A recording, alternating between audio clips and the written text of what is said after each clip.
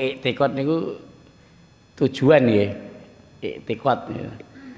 Iktikad niku tekad nggih. Tujuan harapan. Kalian apa? Syukur. Iya. Sebenarnya mana yang utama dengan mana yang tidak itu sejalan, seiring sejalan. Nek tujuan hidup itu pasti, ya tujuan hidup kita pasti. Syukur juga dalam rangka mencapai tujuan hidup, ya tujuan hidup. Orang yang bersyukur maka ya akan mendapatkan kenikmatan yang lebih besar lagi dari Allah Subhanahu Wa Taala. Dan apa itu? Ketika hidup kita itu bertujuan punya etikot kekuatan ya atau tekad ya, etikot itu tekad itu sejalan, seiring sejalan sebenarnya. Jadi masalah ibadah itu mana yang utama dan mana yang tidak itu perlu apa istilahnya tidak dibeda-bedakan, kecuali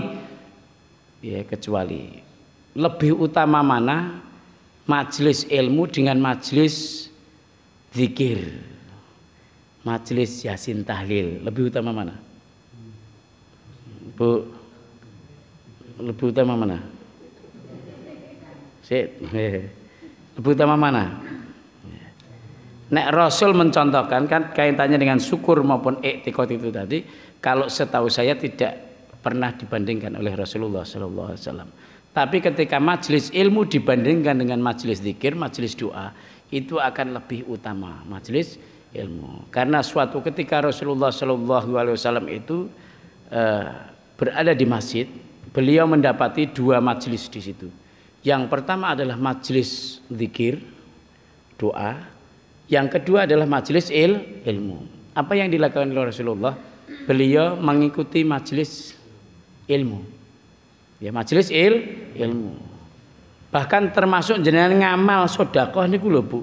Sing paling gede niku ngamal sedekah karo wong sing berilmu. Dadi jenengan ora sak eman-eman nek ngei amplop sak isine karo Pak Haji Badawi. Lho saestu. Salam. Tapi kula niku amplop ora penting. Nggih, riko kali bule endang riko to.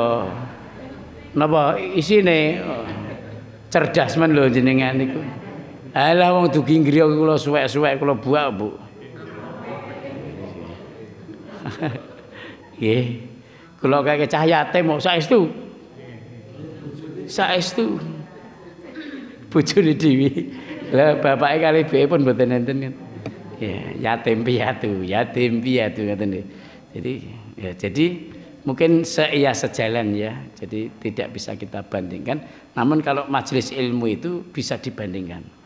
Ya dengan yang lain. Termasuk nilai sedekah itu bahkan paling tinggi